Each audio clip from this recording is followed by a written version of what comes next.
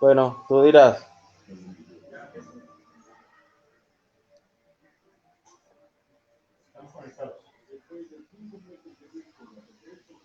Muy buenas noches a quienes asisten a este espacio de reflexión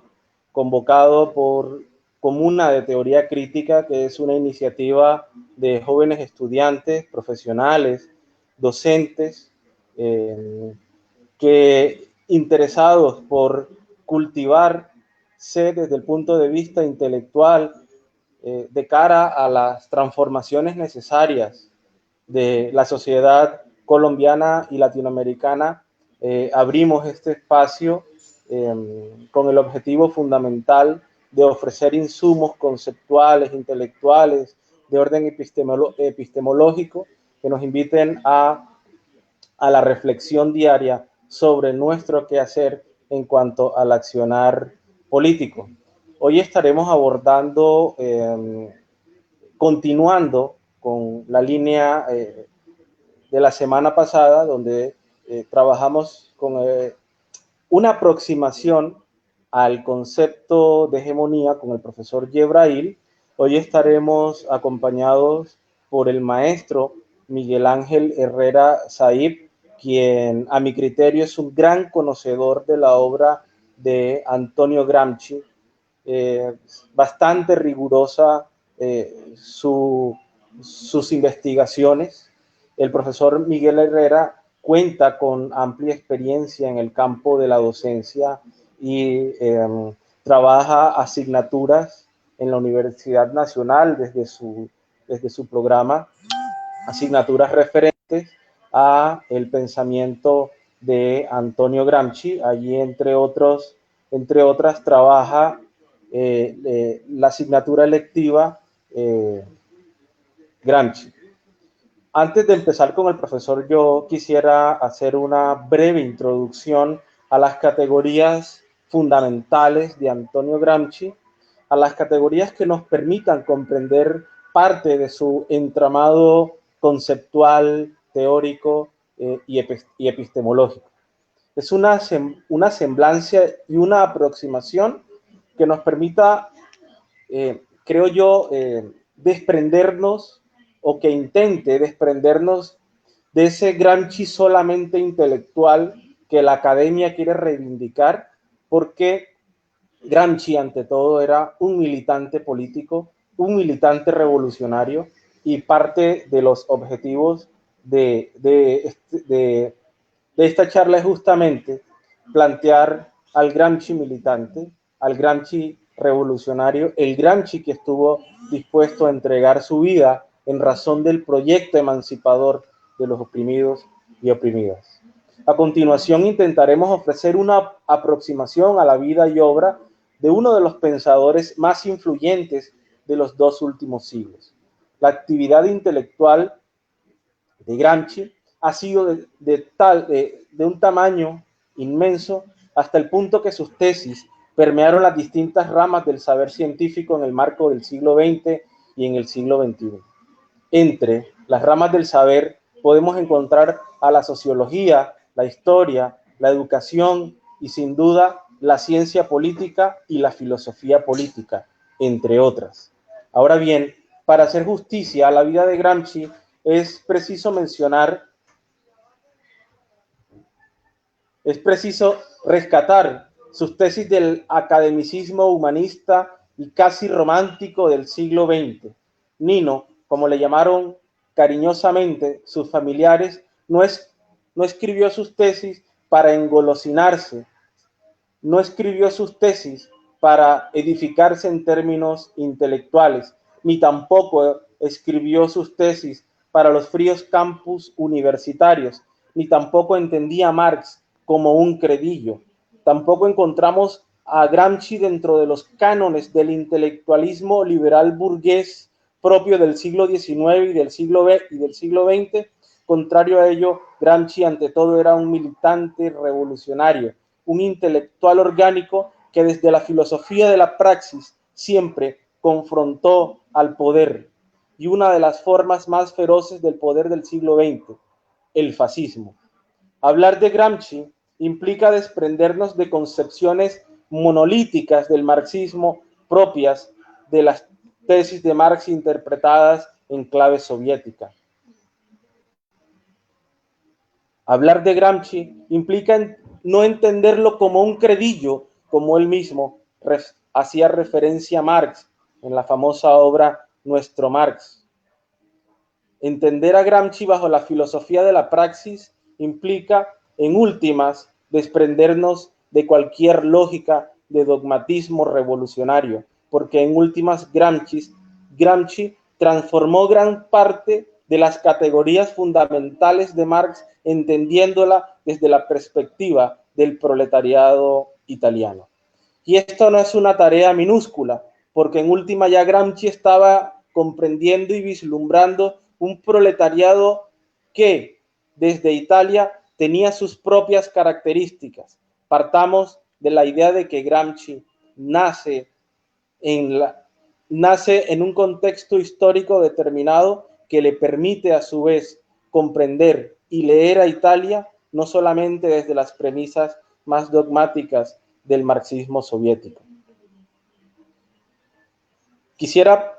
referirme un poco a una de las categorías que ha sido de mayor debate en cuanto a los estudios de Gramsci, y es la filosofía de la praxis. Hay un pensador brillante nacido en España, pero que desarrolló gran parte de su obra en México. Me refiero al maestro Adolfo Sánchez Vázquez, quien escribe entre los años 70 y 80 la famosa obra Filosofía de la Praxis. No obstante, cada que le preguntaban que si de dónde había tomado la noción de filosofía de la praxis, él siempre planteó que nunca la había tomado de el maestro Antonio Gramsci. Marx ya en el siglo XIX, en debate profundo con la filosofía del idealismo, planteaba en las tesis de Feuerbach que los filósofos se han encargado de transformar el mundo, pero que los filósofos se han encargado de contemplar el mundo, pero de lo que se trata es de transformarlo. Y justamente allí encontramos la columna vertebral y el corazón fundamental de la filosofía de la praxis, en entender que en la actividad material y espiritual y moral humana, de manera constante y de manera rigurosa, permite los cambios en clave dialéctica. Quisiera repetir, a mi criterio, esta tesis es la columna vertebral de lo que Gramsci luego le va a llamar la filosofía de la praxis. En Nuestro Marx, una de las obras más citadas y conocidas de Gramsci, abro comillas, plantea lo siguiente: Carlos Marx es para nosotros maestro de vida espiritual. No es un pastor con báculo, un estimulador de perezas, es un estimulador de perezas mentales. Es el que despierta las buenas energías dormidas que hay que despertar para la batalla. Antonio Gramsci nace al sur de Italia, más precisamente en la isla de Cerdeña, al interior de una familia humilde. Sin duda, la vida y obra del pensador de Cerdeña merece ser explicada desde el punto de vista temporoespacial. En la Italia de inicios del siglo XX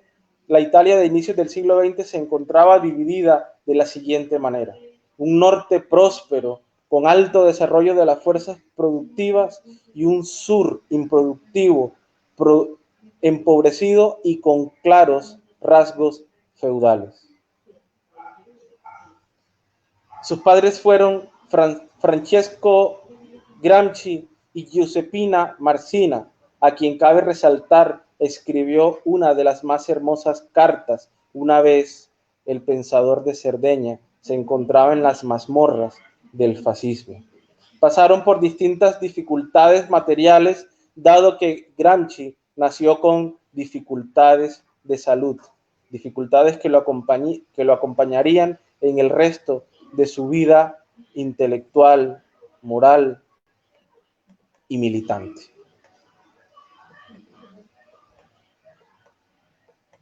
Junto con Palmiro Togliatti,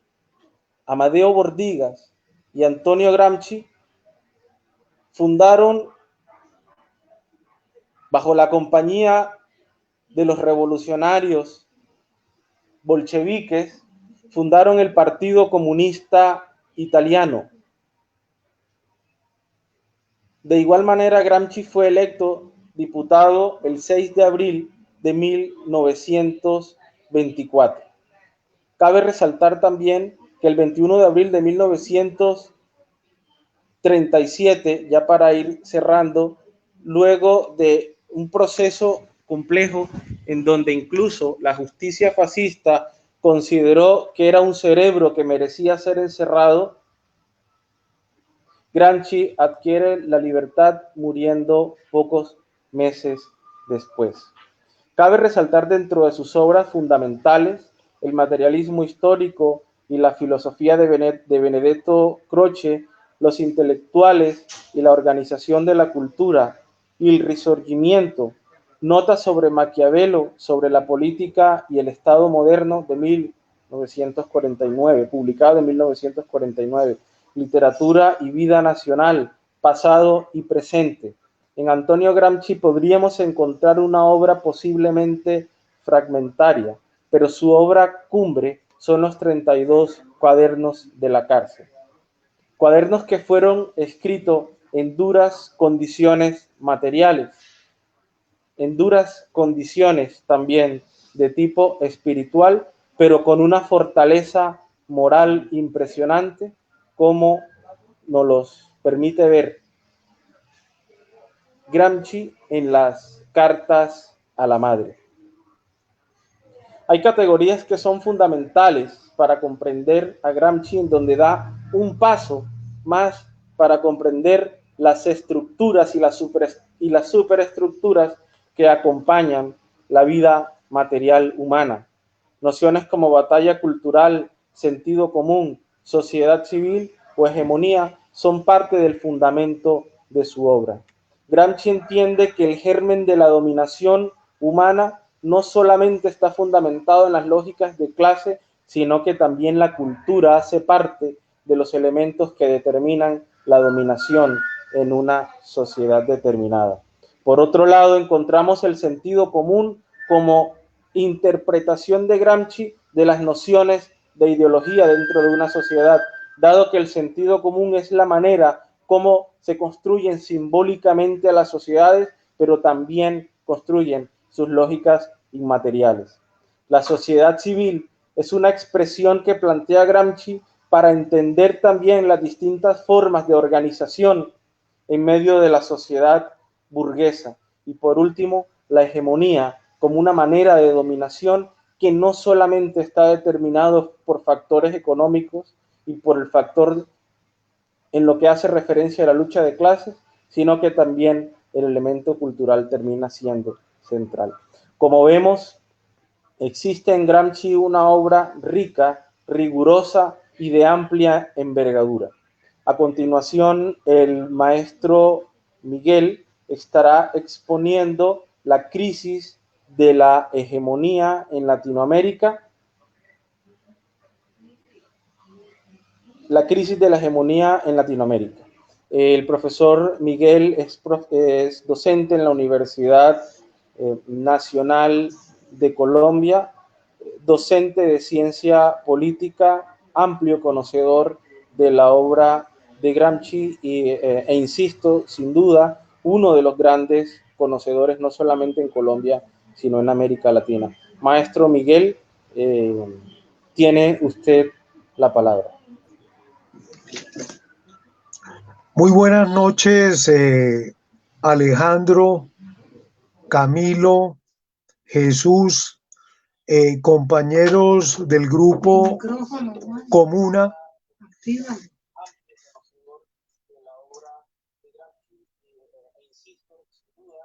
Es que activar el micrófono, está cerrado. De pensamiento crítico. Se escucha con claridad. En esta oportunidad también quiero reconocer de manera especialísima al auditorio que acompaña este tipo de programación, que generándose en Barranquilla nos permite, en una coyuntura de pandemia global, transformar en la medida en que es posible estos escenarios virtuales en una suerte de interlocución de carácter pedagógico político, a la vez que honrar y destacar la obra y la vida de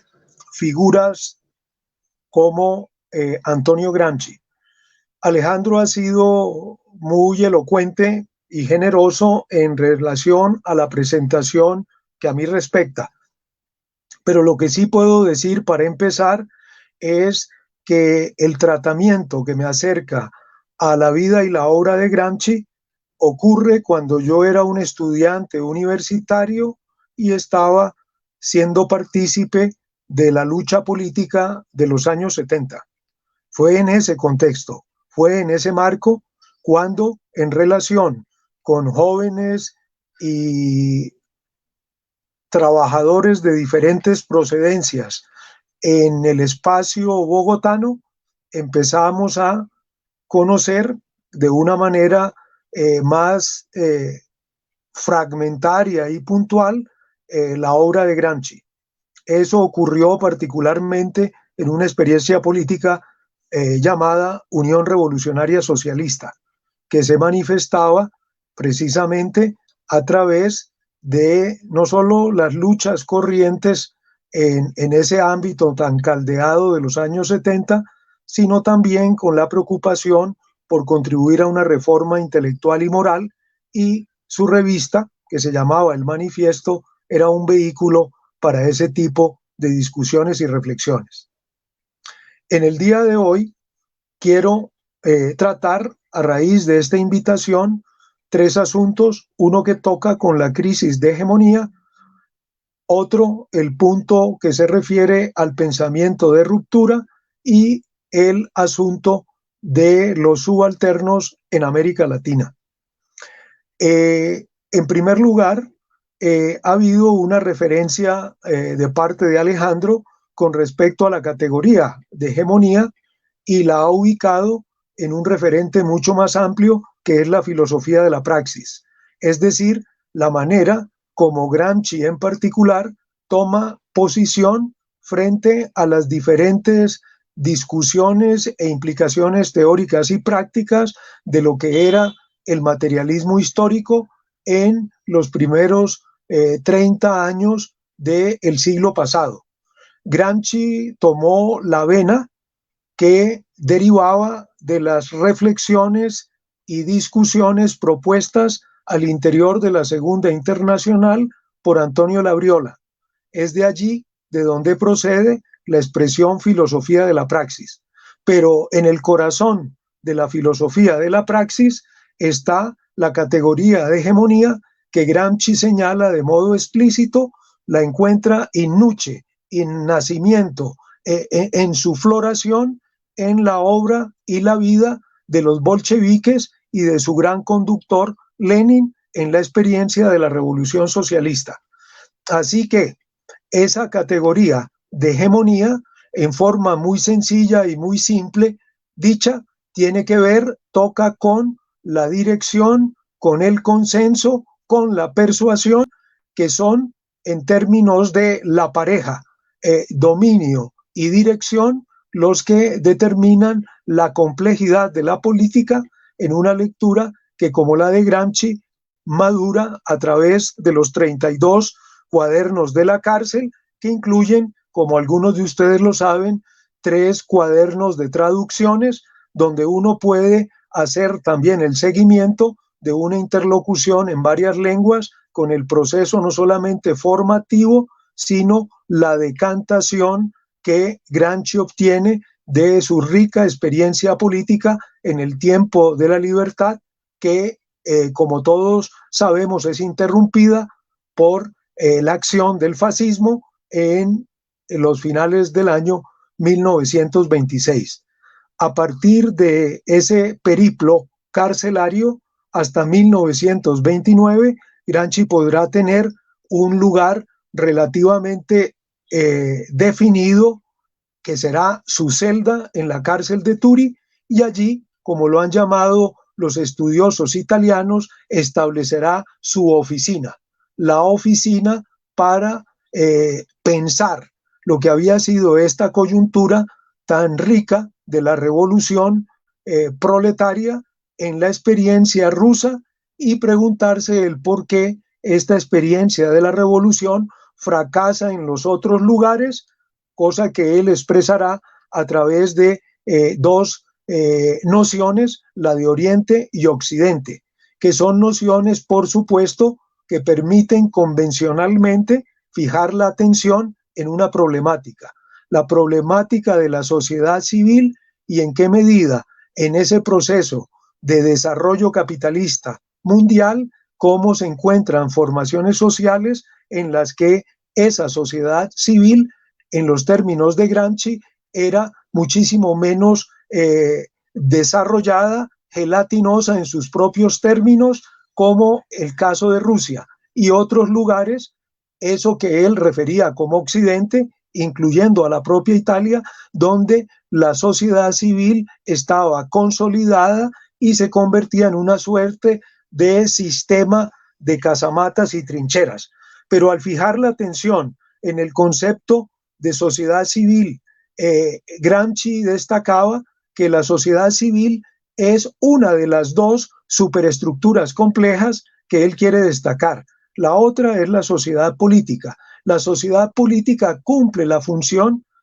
primordial de dominio, de represión, y lo hace de manera sostenida, en tanto que la sociedad civil, en esa articulación con la sociedad política, cumple la función de dirección, la función de persuasión, la función de afianzamiento, de reforma o transformación revolucionaria del sentido común que está enraizado en los grupos y las clases subalternas.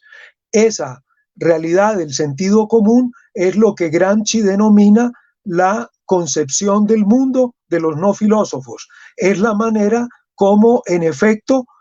se hace explícita la premisa que Gramsci señala, que todos los seres humanos somos intelectuales, y de alguna manera recuerda también los postulados del racionalismo de Renato Descartes, cuando hablaba precisamente de lo bien repartida que está la razón en ese escenario de la desigualdad que es el orden capitalista. Pues Gramsci lo hace explícito con la afirmación de que todos los seres humanos son intelectuales, pero una sociedad dividida en clases no presenta esa forma intelectual como una forma intelectual cuya función es igualmente aplicada por todos los hombres y mujeres de la Tierra, sino que hay un grupo específico, un grupo subalterno, los intelectuales, a los cuales Gramsci dedica una especialísima atención, y que en las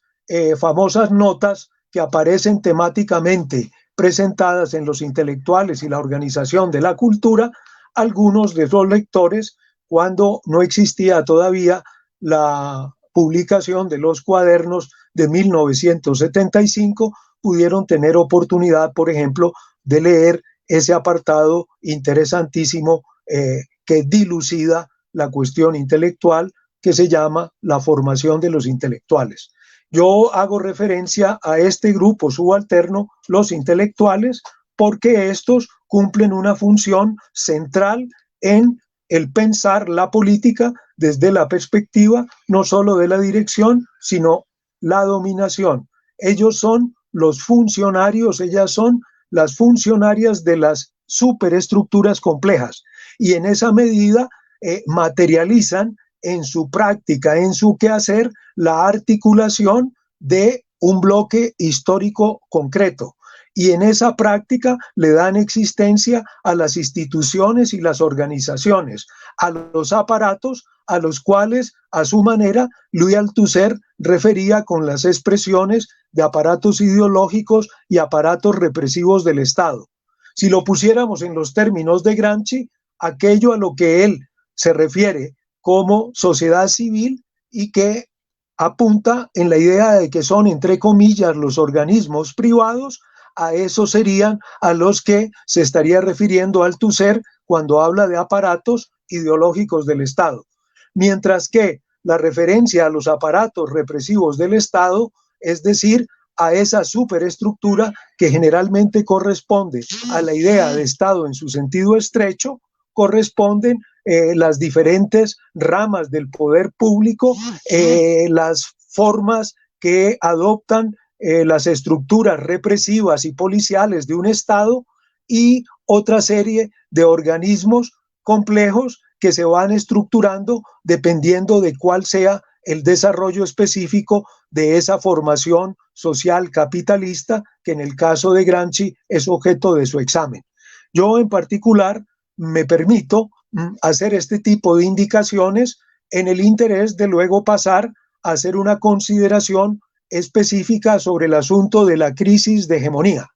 porque en particular es una suerte de respuesta a la pregunta concreta de por qué las revoluciones proletarias no se extendieron por el mundo de manera simultánea al llamado específico de la Revolución Rusa, que como lo sabemos, en el caso concreto de Italia, se tradujo, por ejemplo, en esas jornadas extraordinarias del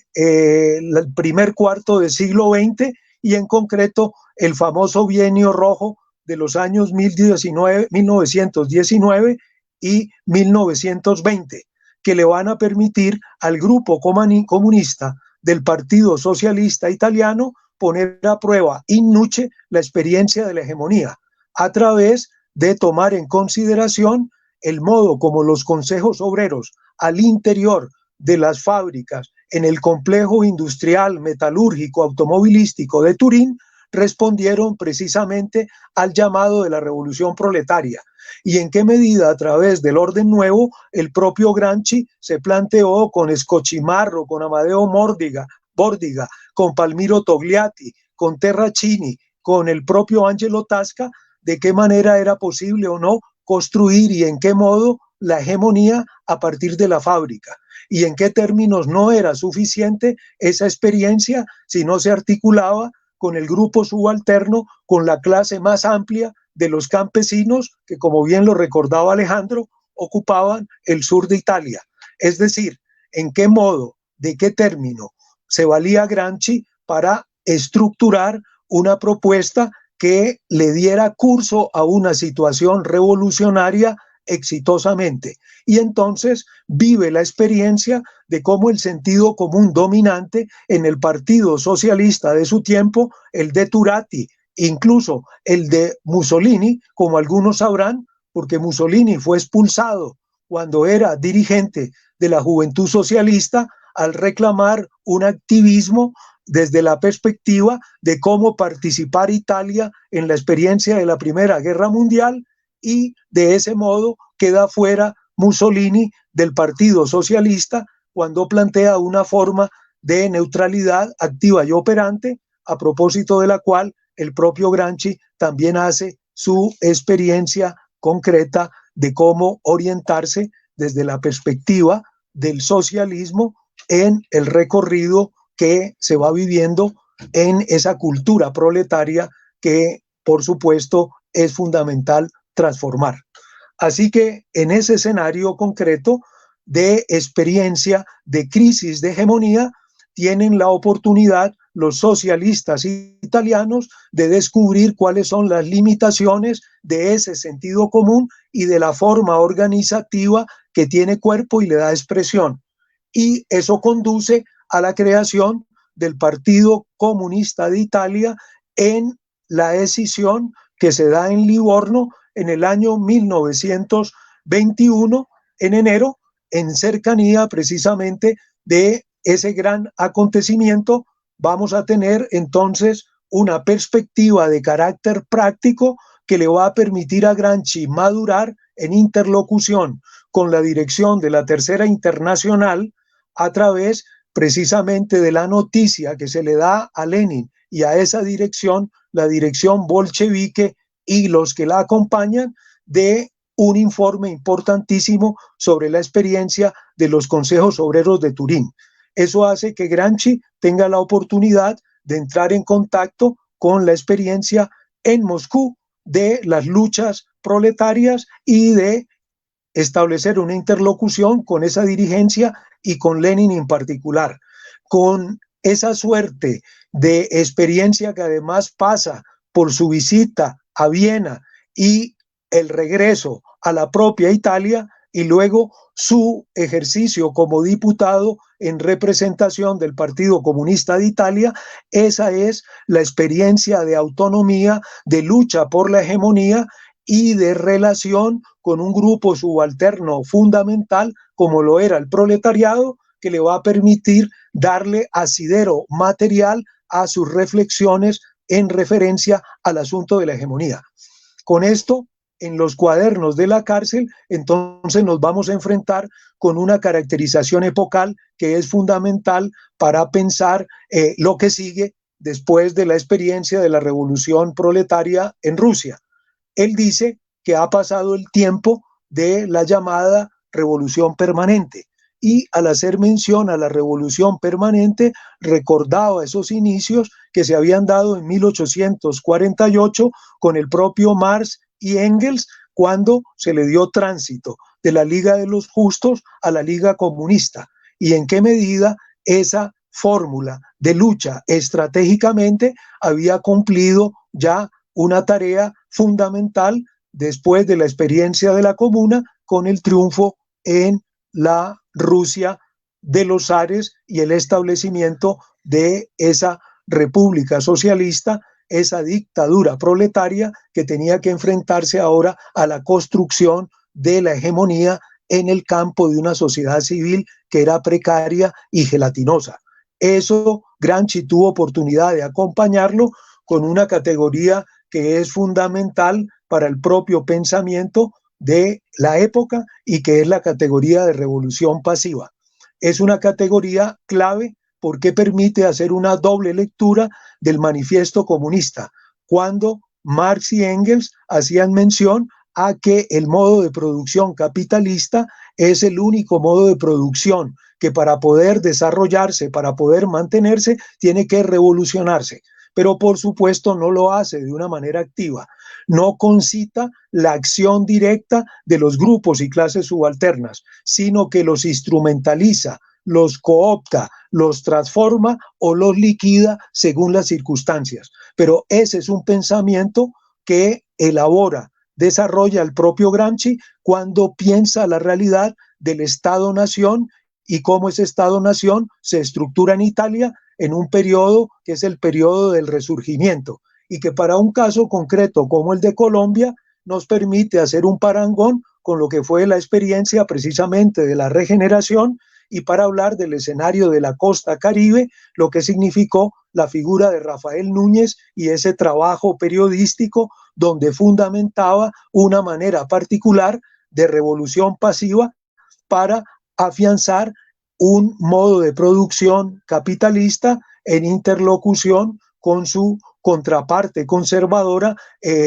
Miguel Antonio Caro, y con una tercería, la del general Rafael Uribe Uribe, que, como ustedes saben, tuvo un destino trágico. Esa trilogía, más la presencia de José María Samper, le puede permitir a uno hacer una suerte de rastreo entre las fuerzas políticas concretas que en el caso italiano se llamaban Partido Moderado y Partido de la Acción. En el caso concreto de Colombia se llamaban radicales, moderados y nacionalistas, y en qué términos este laboratorio, este escenario de la historia concreta del siglo XIX se replica con consideraciones específicas en los diferentes espacios y lugares de América Latina. Por eso, un colega y compañero muy brillante, el compañero Tapia en Bolivia, que hizo parte del Grupo Comuna en interlocución en su tiempo con otros intelectuales y bajo la relación importantísima de la obra de René Zavaleta, han hecho una tarea que es fundamental, es pensar de qué manera esa condición abigarrada de nuestras sociedades le ha dado lugar, existencia o no, a un Estado en verdad consolidado o un Estado que precisamente se resiente por el vacío derivado de una no construcción de una hegemonía en el sentido de una orientación cabal y sostenida de relacionamiento con los grupos y clases fundamentales y con los grupos y clases subalternas en los ámbitos específicos de cada uno de esos países. ¿A qué me refiero? Me refiero en particular a una suerte de columna vertebral que revela en qué medida la función de hegemonía en el caso de América Latina, con algunas excepciones, ha estado caracterizada por una utilización de la dirección política en función de dominio, y es el fracaso en la mayoría de los casos de las reformas agrarias. Una que le ilustra de manera dramática, violenta, tremenda, es precisamente la propia realidad de Colombia. Y en qué medida hasta el día de hoy sigue utilizándose como argumento la condición precisamente de un desarrollo capitalista supuestamente cumplido para hurtarle el bulto a los compromisos con quienes componen la ruralidad colombiana, que, utilizando en parte la expresión de René Zabaleta, toca y tiene que ver con esa sociedad abigarrada en la que podemos reconocer las minorías étnicas, los grupos indígenas, los grupos afrocolombianos, los campesinos pobres que se han ido ubicando en esos escenarios que generalmente son los lugares críticos donde la violencia y la experiencia del régimen parapresidencial, que es como lo calificamos nosotros en el grupo Presidencialismo y Participación, mantienen las lógicas de la excepcionalidad de hecho. Y en esos términos, como en lugar de proyectar y de reconocer esas reivindicaciones de reforma agraria, de transformación de la vida de los campesinos, lo que ocurre es la eliminación física, unas de una manera, otras de otra forma, y la persecución a sus propias reivindicaciones. Y en qué medida los procesos de autonomía son orillados en los espacios de estas comunidades, y las formas de autogobierno no logran todavía, en efecto, el camino y la expresión requeridas para, en parte, emular con procesos como los que hemos visto en concreto con la experiencia de los gobiernos progresistas de América Latina, donde los grupos y clases subalternas, en efecto, han puesto en sus luchas como movimientos sociales y en los escenarios tanto de la participación como la representación, la cuota que permitió que se diera esa suerte de década virtuosa, en parte conflictiva y con todos los antagonismos que se han revelado ahora que ese ciclo de alguna manera está culminando en una primera etapa y abriéndose a una segunda etapa. Con esto quiero destacar que el fenómeno de la crisis de hegemonía, en particular, a lo que apunta es a que los sectores oligárquicos corrientemente dominantes, aquellos que se estructuraron en la experiencia del transformismo, de las revoluciones pasivas que le dieron existencia a las participaciones de los diversos populismos en América Latina, probablemente con las diferencias concretas de la Revolución Mexicana, el caso particular de la Revolución Boliviana, el intento relativamente frustrado de Guatemala y el caso particular también de la Revolución Nicaragüense, tienen un escenario extraordinario de referenciación para mostrar una lógica distinta con la experiencia de construcción de una hegemonía que, partiendo de experiencia citadina, se conecta con los jíbaros del campo cubano y hace posible que triunfe la primera experiencia de revolución socialista en América Latina a partir de esa llegada triunfal al comienzo de 1959 a La Habana, y todo lo que ha significado hasta el día de hoy como expectativa real de que es posible hacer una transformación en términos de la reforma agraria y en términos de la reforma urbana, y producir transformaciones en el sentido no solo de promover que la igualdad sea real y efectiva, como sigue siendo en parte letra muerta del caso colombiano, sino que se traduzca en una verdadera igualdad social, aunque esté atravesada por los escenarios del bloqueo y la problemática de la hegemonía en el ámbito de la economía.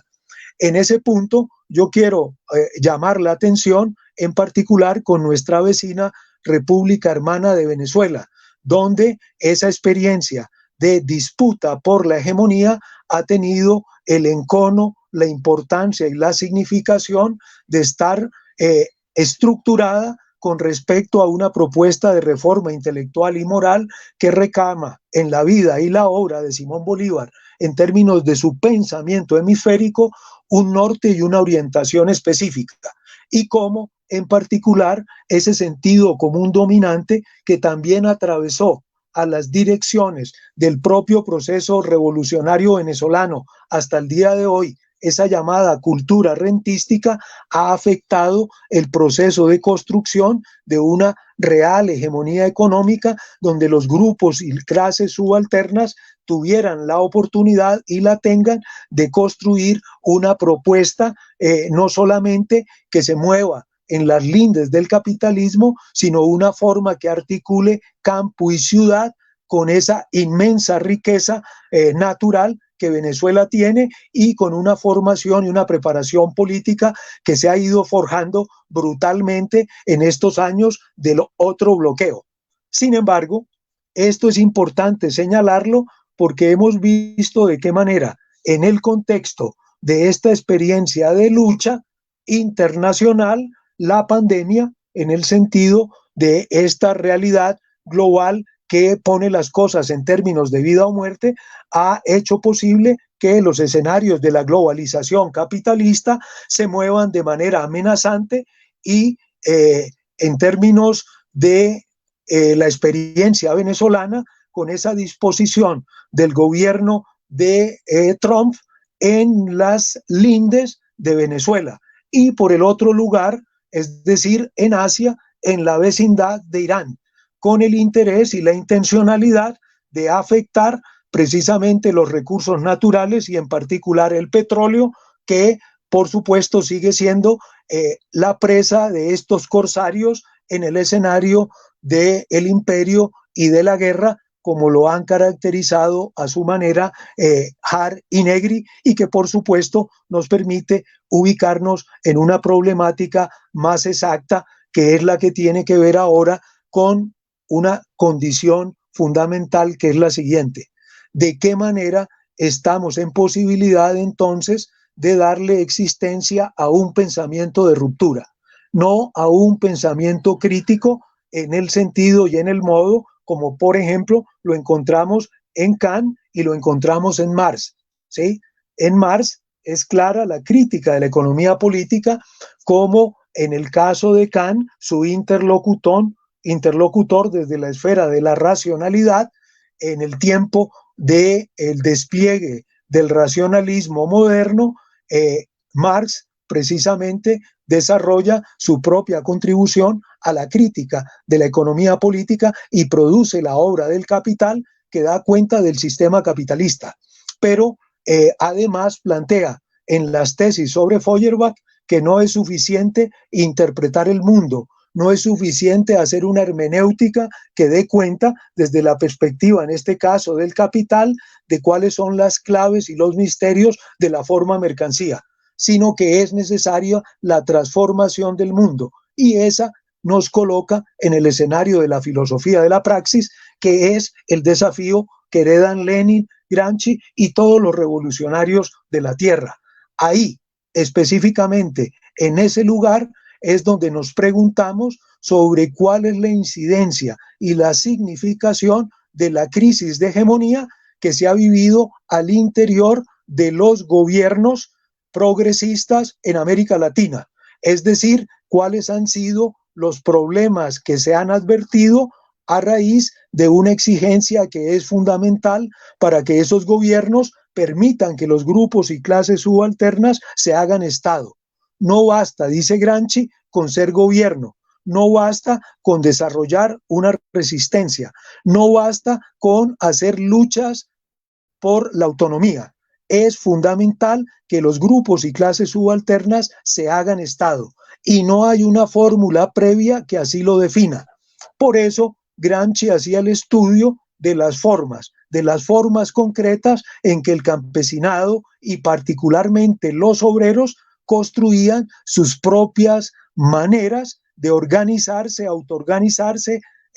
construir escenarios de pluralidad en interlocución con los otros grupos. Y de qué manera entonces se le va dando cuerpo a una voluntad nacional popular, pero a una voluntad nacional popular que no renuncia a la lucha de clases, que no borra el problema del antagonismo social fundamental en su existencia concreta en los escenarios tanto del socialismo como el capitalismo. Por eso, la interlocución generosa con Ernesto Laclau, con Chantal Mouffe, a quien tuve oportunidad de conocer acá en Bogotá, en uno de sus pasos por América Latina, por supuesto, nos coloca en el escenario de cómo leer la hegemonía y cuáles son los anclajes reales de esa hegemonía. Entonces, la hegemonía no se construye en el vacío, la hegemonía se construye en un escenario en el que hay grupos y clases subalternas que se articulan en las luchas concretas y definen la materialidad de esas luchas y que por supuesto no caricaturizan esa realidad que se deriva de la condición relacional que define al ser humano, como lo recordaba Gramsci, en términos de las múltiples relaciones que lo determinan. Esas singularidades en su pluralidad tienen existencia en grupos y clases. Y en esas relaciones, el proceso de transformación del sentido común para hallar ese núcleo de buen sentido que define la condición material de la producción y reproducción de la existencia, de ninguna manera borra la importancia de la cultura, de las relaciones objetivas que se hacen palpables tanto en las instituciones como las organizaciones que conocemos. Por eso, en la hora de hoy, en la hora de América Latina, la pregunta es ¿por qué hay esa crisis de hegemonía en el campo de los grupos y clases subalternas en América Latina? ¿Y cuáles son los horizontes que nos permiten aprender en aquellos lugares donde los gobiernos que tienen ese basamento de grupos y clases subalternas aprenden y aprendemos la tarea en un sentido continental y transcontinental? Porque es evidente que esas luchas no se pueden ganar solas. Ahí tenemos a la vista un drama concreto en términos de la cultura, la propuesta que llevó adelante Telesur y en qué medida ahora precisamente Telesur es también objeto de un estado de sitio, de una condición de excepcionalidad que busca precisamente separar a un escenario de difusión internacional que tenía como canal a DirecTV y dejarlo probablemente ayuno de formas de comunicación y de interlocución fundamentales. Por eso, la lucha por la hegemonía no puede hacernos olvidar una problemática que es fundamental en esta discusión del pensamiento de ruptura, que el pensamiento de ruptura tiene que aprovechar las lecciones de las redes sociales, de los espacios virtuales y al mismo tiempo reclamar medios de comunicación que tengan una orientación y una dirección concreta en debate directo con la vulgata neoliberal en el escenario donde está más enraizada, que es precisamente la hegemonía económica en términos del sentido común neoliberal que afecta no solamente a las derechas y a la reacción, sino a la misma izquierda. Ese es el lugar donde se asienta la producción y reproducción de la sociedad capitalista bajo la forma mercancía. Pero en los términos de nuestro estudio, en los términos de nuestra indagación sobre los grupos y clases subalternas, el modo como leemos los cuadernos de la cárcel rescata un asunto que es fundamental. Es de qué manera, en efecto, Gramsci logra dar cuenta desde una perspectiva materialista de una forma, la forma intelectual, que es la manera como se puede pensar y se puede actuar el escenario de las superestructuras complejas, la forma intelectual, y cómo esa forma intelectual tiene una materialidad y tiene unos agentes, tiene unos productores que son los propios seres humanos y los intelectuales que cumplen esa función dependiendo de a qué formación social nos estamos refiriendo. Por eso, en las condiciones concretas de Colombia, si quisiéramos hacer un estudio como en las de América Latina sobre los bloques históricos, regionales, locales, internacionales y transnacionales, la forma mercancía y la forma intelectual son dos maneras precisamente de avanzar en el análisis desde una perspectiva de la filosofía de la praxis. Y a eso nos hemos aplicado en las tareas que tienen que ver con esa indagación por el pensamiento de ruptura. En el caso concreto de América Latina, con esa fórmula de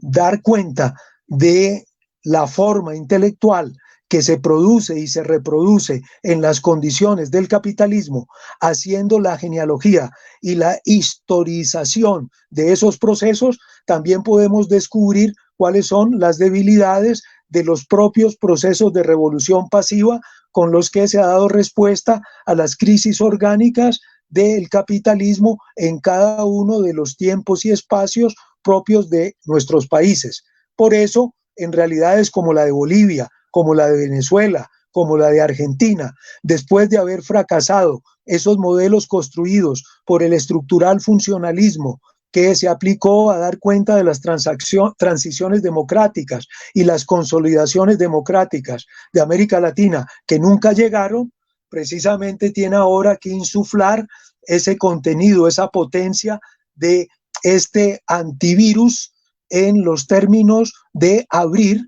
esas avenidas del pensamiento, del materialismo histórico en clave de pensamiento de ruptura, es decir, como pensamiento revolucionario que recupera lo mejor de la experiencia del marxismo vivido en los propios procesos de las revoluciones proletarias. A eso se apunta en concreto cuando hablamos de pensamiento de ruptura, y a eso apunta también el descubrimiento en la exploración de la forma intelectual de la presencia de los grupos y clases subalternas, que en el caso concreto de Colombia tienen que ver no solo con los subalternos sociales de modo general, sino con la insurgencia subalterna, tanto en el espacio rural como el urbano, del modo como se ha ilustrado en todas estas luchas del ciclo que va desde 2011 hasta la fecha, en los diferentes escenarios de América Latina, con la presencia de diferentes grupos subalternos. En un caso son las mujeres, en otro caso son los indígenas, en otro caso son los afrodescendientes, en otro caso es la pequeña burguesía intelectual. En fin, esa pluralidad con sus singularidades que ha ido mostrando cómo los gobiernos progresistas no son suficientes en la medida en que tienen que resolver las tareas de la hegemonía en su sentido integral, y en particular romperle el espinazo a la hegemonía económica, es decir, a esa problemática que tiene que ver con de qué manera se dirige, se orienta, se organiza el sentido común para las inmensas masas de nuestro continente y subcontinente. ¿En qué términos entonces, en particular, obra eso que llamamos el pensamiento de ruptura, que es más que el pensamiento crítico, que es precisamente el modo y los términos en que los grupos y clases subalternas, en su propia práctica social, económica, política e ideológica, encuentran las razones y los motivos para su acción anticapitalista? Una acción que, por supuesto, no se hace en el vacío, sino que tiene que impulsar lo que hemos llamado un proceso de revolución democrática interrumpida. Esa es la cintura que se extiende desde el sur hasta el norte del continente americano y que toca como una, entre comillas, falla poderosa todos los escenarios del globo, porque precisamente en los 5 o 6 continentes, según sea el modo y la manera de leerlo, están presentes los grupos y las clases subalternas en esta pandemia, dispuestos precisamente y dispuestas a tomar otro rumbo, a descubrir un sentido común que le dé cuenta y razón de ser a sus propias vidas, que proyecte ese materialismo en el sentido de transformación de las formas de producción y reproducción de la vida. Y Colombia es en esos términos un extraordinario laboratorio para que los grupos y clases subalternas pongamos a funcionar esa experiencia de reforma intelectual y moral que no ha acompañado todavía esos procesos. Porque conviene recordarlo, la reforma intelectual y moral es un modo de referirse a la revolución cultural, en la medida y en los términos que ha sido señalada y relativamente estropeada en diferentes experiencias revolucionarias en el ciclo de las revoluciones proletarias. Sin embargo, eso no quiere decir que no haya experiencias valiosas, importantísimas en la Revolución China, en la Revolución Vietnamita, en la Revolución rusa, en la Revolución cubana, en las experiencias revolucionarias nicaragüense, guatemalteca, en las experiencias revolucionarias de Corea, Vietnam, Laos, Camboya, pero que en concreto se tienen que enfrentar con la problemática de la transformación del orden global, ese al que puntual y particularmente Gramsci se refería en términos, para cerrar este ejercicio reflexivo, de una guerra de posiciones política. Eso es lo que define históricamente ese tránsito que les hablaba inicialmente de lo que llamaba Marx la revolución permanente y que Gramsci de un cierto modo espacial y temporalmente ubicaba en el escenario del triunfo de la Revolución Rusa y al mismo tiempo en el acto de preguntarse por qué la Revolución Rusa no se expandía, por qué la Revolución Rusa en un cierto sentido fracasaba a las puertas de la lucha en los escenarios de las sociedades políticas de Occidente, incluida Italia, y en qué medida esa onda expansiva de las revoluciones proletarias luego vivió una experiencia de, diría yo, revolución pasiva con lo que fue ese tremendo holocausto de la Segunda Guerra Mundial, y en qué medida esa salida de la Segunda Guerra Mundial tuvo un horizonte de tipo reformista que se tradujo en la experiencia de el Estado social de derecho, el Estado providencia, que luego condujo a una nueva experiencia revolucionaria en los años 60, que en particular nos ubica en ese tipo de primavera inmensa que fue la participación política en todos los continentes, y en qué forma y de qué manera esa experiencia revolucionaria no logró consolidarse en términos de una nueva onda revolucionaria que transformara los escenarios del mundo, y así nos encontramos ahora en ese lugar y en ese tiempo que es el tiempo de los gobiernos progresistas de América Latina, donde la oportunidad de retomar esa pregunta por la guerra de posiciones estratégica en el sentido político se convierte en transversalidad a todos los continentes. ¿Y en qué medida entonces la reflexión de Gramsci con respecto a la hegemonía desde la perspectiva de la dirección, la persuasión, el consenso, la transformación del sentido común encuentra un humus fundamental en este momento concreto cuando vivimos la pandemia global, y de qué manera los grupos y clases subalternas aprendemos en ese escenario que somos capaces de desarrollar tareas de autonomía? Ese es el mensaje, ese es el interés que en concreto retoma ese punto de oportunidad que está marcado por la guerra de posiciones estratégica en el sentido político del término, donde el problema del socialismo y el problema de lo común tienen toda la fuerza, toda la fortaleza, toda la importancia de lo vivido, de lo aprendido en este inmenso ciclo de luchas que arranca prácticamente desde 1848 hasta 1870, de 1870 hasta 1917-18, luego las experiencias del 49, los escenarios de los años 60, el drama de 1989 y luego todas las proyecciones de las luchas que se han dado en lo que antes eran escenarios aparentemente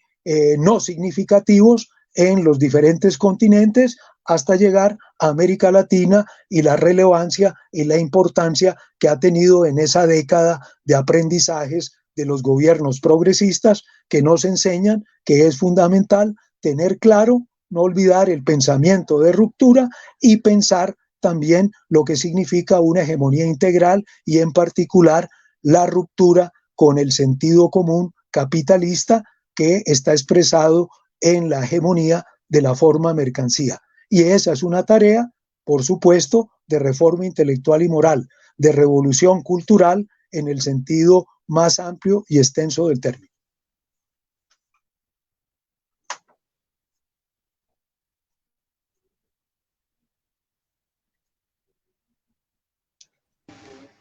Bien, mil gracias al profesor Miguel Ángel. Como vemos, la obra de Gramsci continúa vigente para comprender el entramado político y social latinoamericano. El recorrido a través de las categorías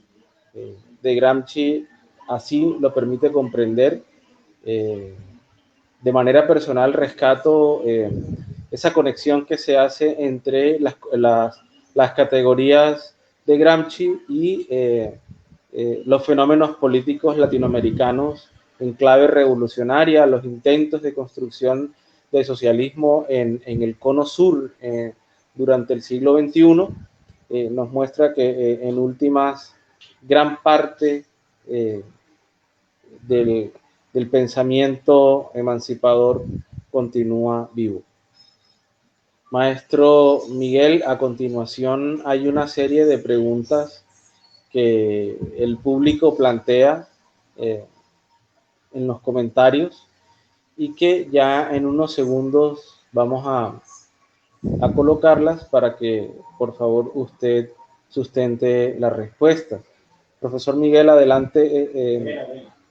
Daniel Hernández Quirós le plantea lo siguiente: Gramsci afirma que, comillas, toda relación de hegemonía es necesariamente un rapport pedagógico. Luego pregunta: ¿cuál es el papel del intelectual orgánico hoy en Colombia desde una perspectiva pedagógica para afianzar la organización al interior de los distintos movimientos populares, para afianzar una lucha contrahegemónica? Antes de que usted responda, profesor, no sé si le pregunto a usted, profe, si va respondiendo pregunta y de inmediato usted da la respuesta, o le leo 3 o 4 preguntas y usted engloba una sola respuesta. ¿Cómo le parece a usted más? Pues hagámoslo, Alejandro, a la manera como tú lo planteas. Ok, es plantearle por lo menos 3 preguntas. Sí, 3 preguntas y sobre esa base voy respondiendo. Bien, entonces ya ahí estuvo la primera, la de Daniel Quirós, donde le plantea la relación entre construcciones de pedagogía para entender el intelectual orgánico y su papel en la lucha contrahegemónica. Eso por un lado. Hay otra pregunta, ya la vamos a colocar en pantalla, profesor, para que usted también vaya viéndola y de igual manera el resto del público. Jorge Pereira plantea la siguiente pregunta: ¿cree que la, comillas, restauración moral propuesta por Gaitán en Colombia era una manera de que las clases subalternas desarrollaran una hegemonía cultural? Y permítanos, profesor, una pregunta más.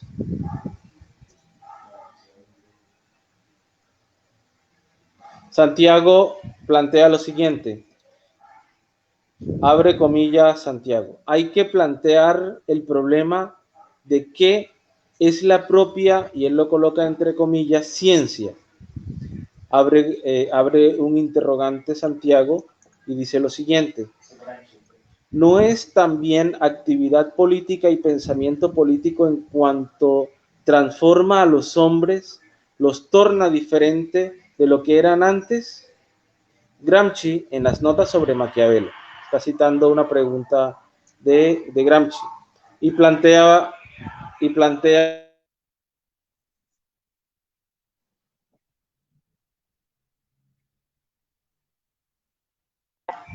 ahí viene el señor vendiendo los tomates. Gramsci nota sobre Maquiavelo: ¿cómo se articula la presentación de convertir una ideología en ciencia con el término filosofía de la praxis?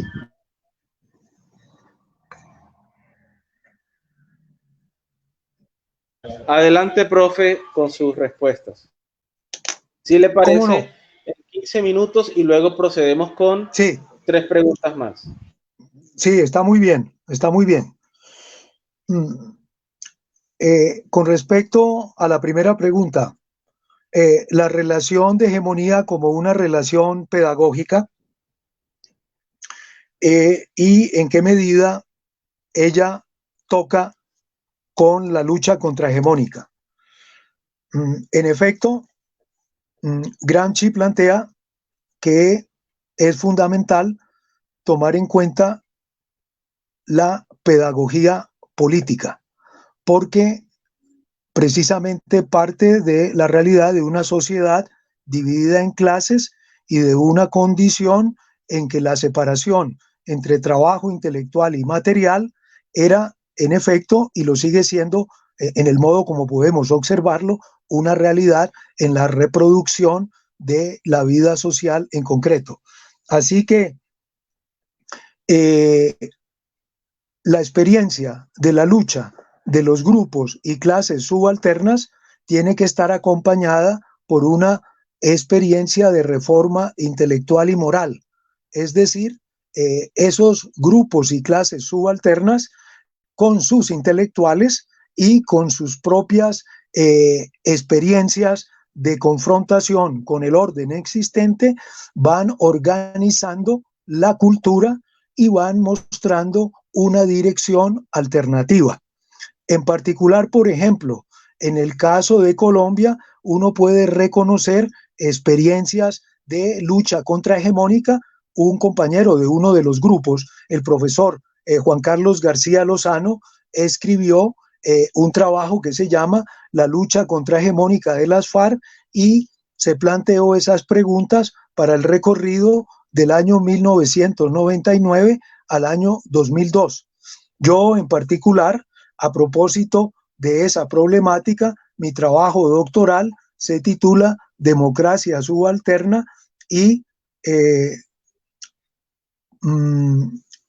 parapresidencialismo de excepción, el desenlace de la crisis de hegemonía, y en concreto sobre esa problemática también indagábamos hasta qué punto esa experiencia concreta, digo, de los grupos y clases subalternas es una pedagogía en acto, es una forma de poder romper con los patrones que corrientemente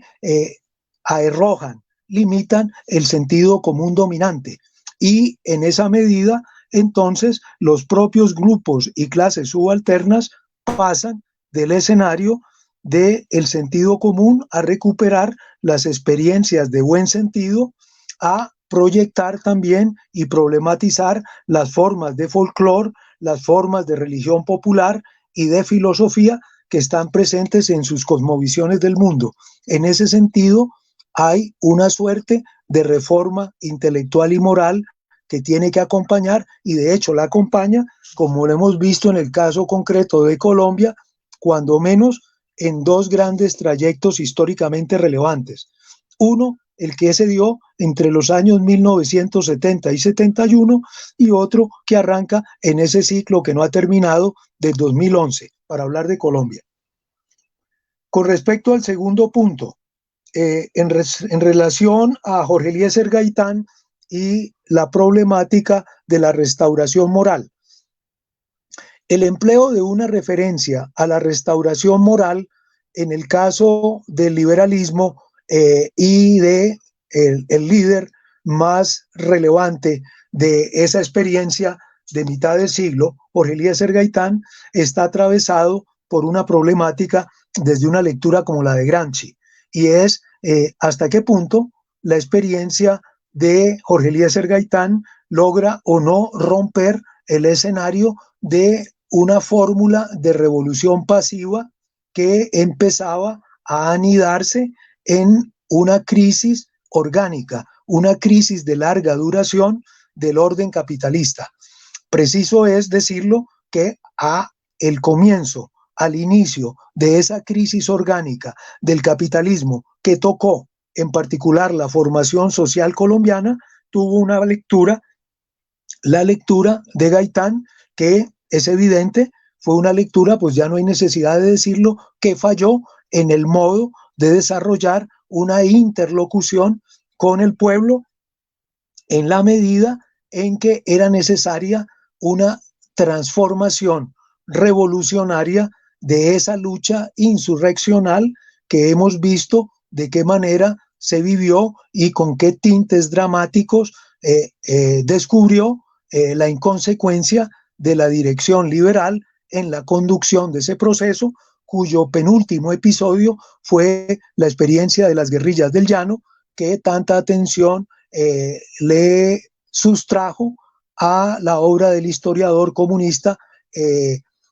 Hobsbawm. Así que el recorrido de esa experiencia, esas claudicaciones y esas fallas en la conducción política nos muestran la importancia de una reforma intelectual y moral que no puede no ser una revolución cultural, una transformación de la conducción de los grupos y clases subalternas, que no puede estar sujeta a la lógica de un caudillo o a la lógica de un líder político en el modo y en los términos como lo vimos en las experiencias populistas de América Latina, con los resultados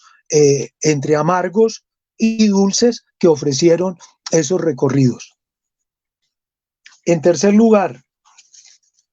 la pregunta con respecto a la ciencia. En particular, lo que Gramsci plantea con respecto a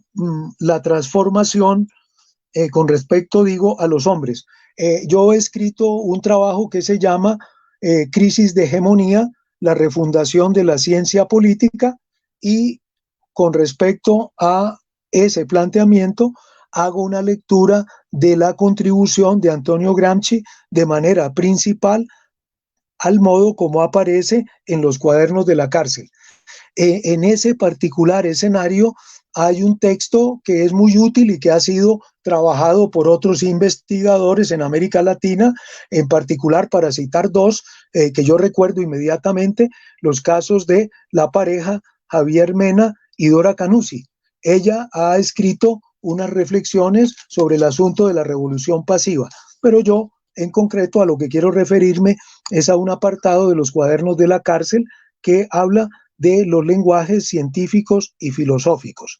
Cuando Gramsci se refiere a lenguajes científicos y filosóficos, de ahí extraemos unas claves de metodología. ¿De metodología en qué sentido? En el siguiente: cuando uno lee la obra de Lenin en el sentido clásico del término, los que se han formado de una o de otra forma con el marxismo han trabajado sobre las tres fuentes y las tres partes integrantes del marxismo. Gramsci, de modo particular, hace una lectura para confrontar el trabajo del ensayo popular, que fue la reflexión del teórico más influyente en el proceso de la construcción ya de la revolución socialista triunfante, que era Nicolás Bukharin. Ahí Gramsci entonces va a recordarnos en esta idea de lenguajes científicos y filosóficos. Él nos habla en particular de la historia, nos habla de la filosofía y nos habla de la ciencia política.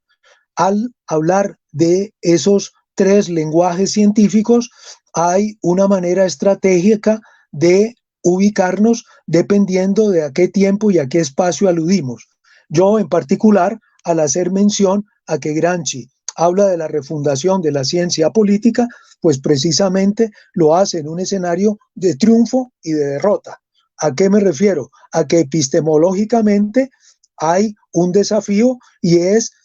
el por qué ha triunfado la revolución socialista en las condiciones rusas y por qué ha fracasado en los otros lugares. Para alguien que no le rehúye el bulto a la razón, esa derrota es la que le da sentido a los cuadernos de la cárcel en los términos en que Gramsci refería como una obra für ewig, una obra,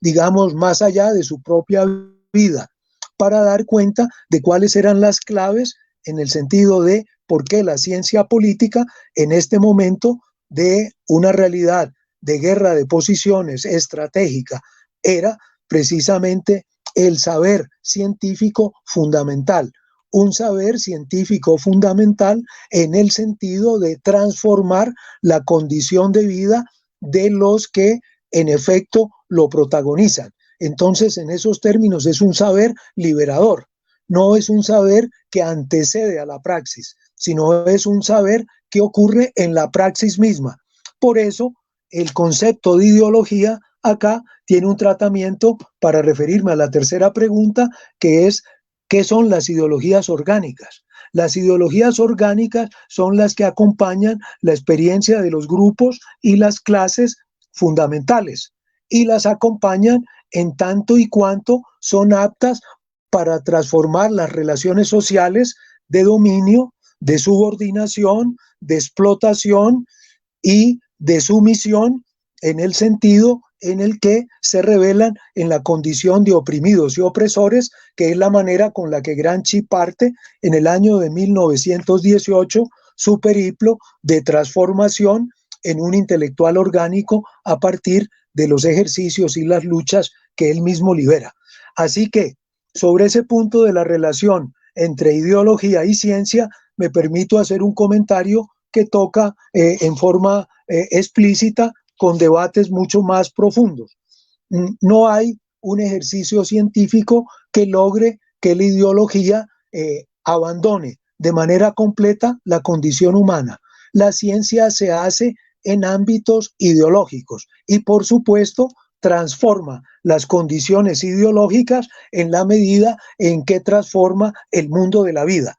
Pero no hay la posibilidad de conquistar la completa transparencia. En esos términos, el discutir y el debatir desde una perspectiva como la filosofía de la praxis, en una interlocución materialista con una realidad como la del psicoanálisis y otros saberes, es fundamental para que la experiencia de reforma intelectual y moral no se quede a mitad del camino. Por eso hablo de una revolución democrática interrumpida en el escenario global. Y en segundo lugar, la necesidad de impulsar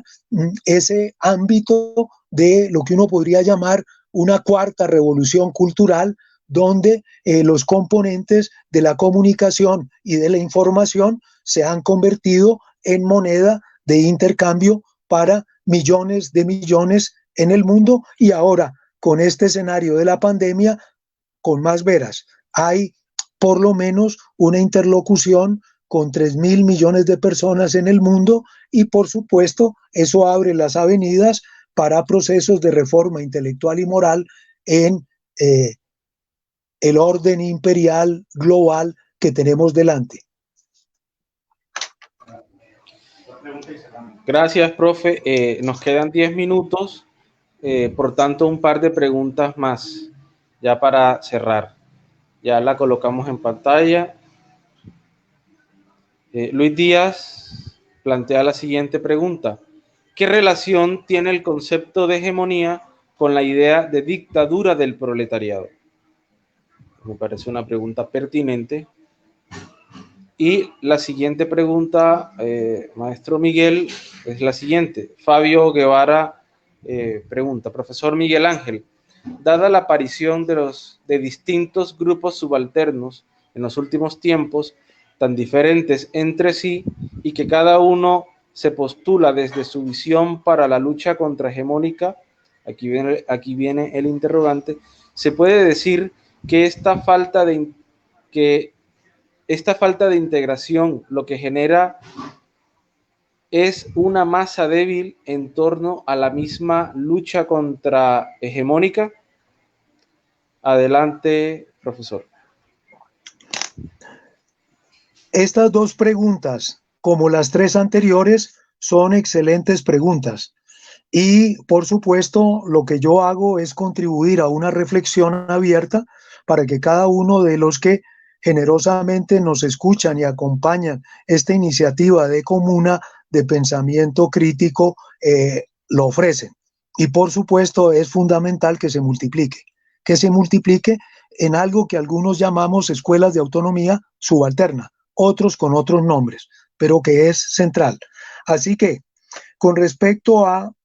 el problema de hegemonía y dictadura del proletariado, cuando se hace una lectura de la hegemonía, es fundamental tener en cuenta la referencia al modo como Gramsci entiende la política, que entre otras cosas parte de una lectura de Maquiavelo, como se recogía en la primera edición de los Cuadernos de la Cárcel, la edición temática en notas sobre Maquiavelo, la política y el Estado moderno. La política era expresada por Maquiavelo en una metáfora que tenía el componente de la bestia y el componente del ser humano. Esos centauros que se han ridiculizado en las letras del himno de la República de Colombia. ¿Sí? Cuando se habla de centauros indomables, descienden a los llanos y ya empieza a presentirse de la epopeya al fin. ¿Sí? Está claro que es probable que en Rafael Núñez hubiera, ¿no?, el recuerdo de los centauros en la lectura de Maquiavelo, porque, por supuesto, fue un político avesado, pero lo que sí es perfectamente claro, no tuvo y no tenía por qué haber leído a Gramsci. Así que el punto concreto de la discusión en torno a el tema de la política es dominio y la política es hegemonía. La política es dirección y la política es coerción. La política es coacción, la política es consenso. Esa pareja que une hegemonía y dominio es la que define la política en la sociedad de clases. Cuando esa sociedad de clases se transforma radicalmente y le da paso a un orden comunista, se tiene que vivir una experiencia de hegemonía inaudita, una experiencia de hegemonía integral en probablemente un ciclo de muchos años, de siglos, probablemente, o no es un asunto de temporalidad concreta, pero la dictadura del proletariado es fundamental tener en cuenta que la referencia va en el sentido de que la dirección no puede prescindir del dominio, y no puede prescindir del dominio porque se da en un escenario de la lucha de clases. Tiene que producirse una transformación progresiva, que es en lo que efectivamente fracasó la Unión Soviética. No fue precisamente un desarrollo que potenciara el poder de dirección de los soviets y de las formas de organización, de autoorganización, de homogeneidad y de proyección plural en los contextos de esa dominación que fue heredada, sino que lo que produjo fue una involución con los resultados que a 70 años hemos vivido. La misma pregunta se hace con respecto a la China de hoy y en qué medida situaciones como la de 1989 son una alerta a esa problemática de cuál es el entendimiento que se tiene de los grupos y clases subalternas y en qué medida se van produciendo ejercicios reales de autonomía integral.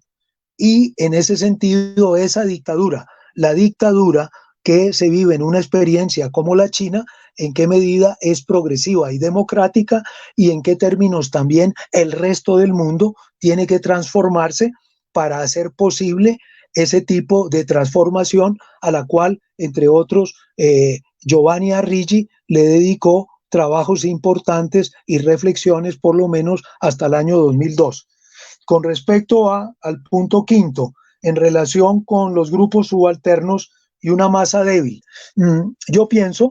que si observamos la experiencia de las luchas de los grupos subalternos en el mundo y particular en América Latina, cada uno de esos grupos subalternos irá entendiendo, irá comprendiendo en esa interlocución, en esa pluralidad, cuál es el lugar y el papel que le cabe a todos y cada uno. En ese sentido es una vuelta relativamente a Spinoza, ¿sí? Que si se va a hablar de la voluntad nacional popular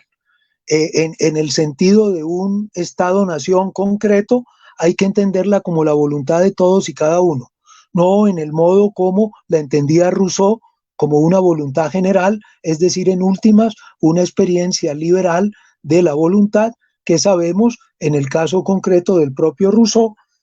le dio bases a alguien como el famoso autor de Los Miserables para hacer el ejercicio de su Pequeño Príncipe y en qué medida lo respondió ya Marx en el 18 Brumario de Luis Bonaparte. Así que la diversidad, la pluralidad de los grupos y clases subalternas de ninguna manera significa que se haya perdido la potencia del trabajo en sus múltiples expresiones. Por eso, categorías como la de multitud y de multitudes, que tiene varias lecturas, la lectura de Jacques Rancière, la lectura de Ernesto Laclau, la lectura de Etienne Balibar, la lectura de Harry Negri, son exploraciones muy importantes y muy valiosas que toman en consideración los trabajos que en torno al concepto de democracia absoluta aparecen por la primera vez de un modo muy significativo en la obra de Spinoza, y lo que corresponda a la lectura en nuestros propios países de nuestros propios pensadores y autores, como por ejemplo, ¿no? Cómo releer la obra de José Carlos Mariátegui, cómo leer la obra de Echeverría, cómo leer las contribuciones de Raúl Eduardo Maecha, de Ignacio Torres Giraldo, de María Cano y de otros luchadores provenientes de diferentes campos, sin vivir esa censura brutal, tremenda, que se vivió cuando se oficializó el Partido Comunista de Colombia en 1930 y todas las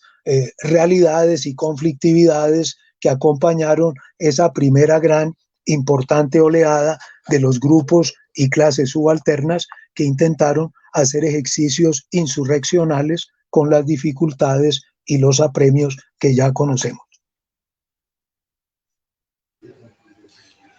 Como vemos, cada una de estas preguntas permite una disertación de por lo menos 1 o 2 horas. Yo personalmente estoy bastante emocionado al escuchar el nivel de las preguntas. Eso quiere decir que estamos leyendo, que estamos reflexionando alrededor de la teoría crítica universal. Lastimosamente se nos acaba el tiempo, hay más preguntas, pero ya son las 8 de la noche, digamos ya cumplimos con el tiempo.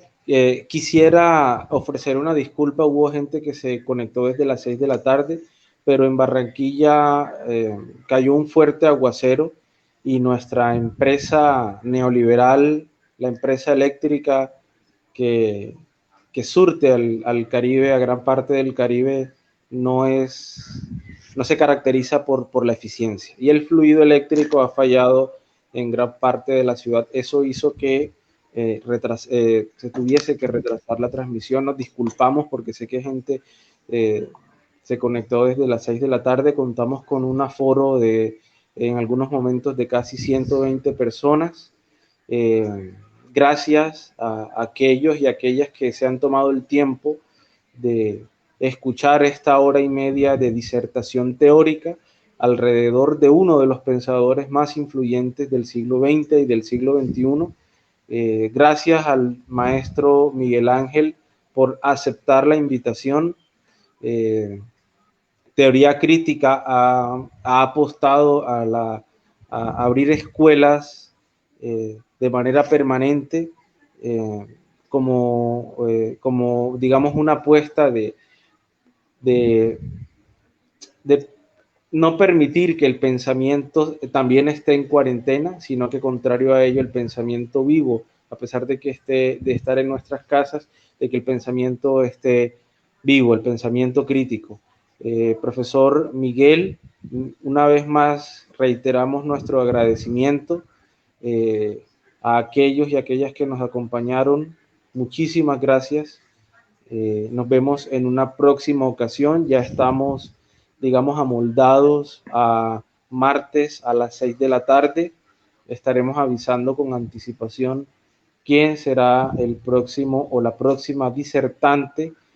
alrededor de la teoría crítica. Ya por último, este espacio también posible gracias a los compañeros y compañeras de la red marxista, de red de estudios marxistas colombiana,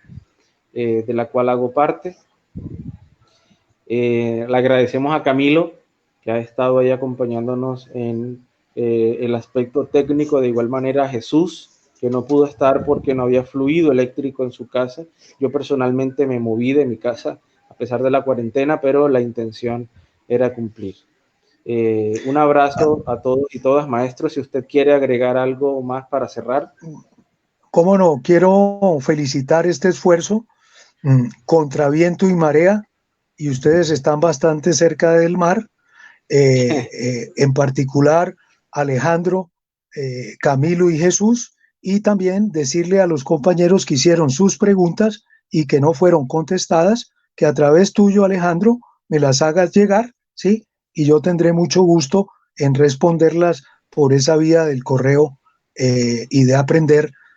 del interés y de las interrogaciones valiosísimas que hemos tenido ocasión hoy de compartir algunas. Un gran abrazo y felicitaciones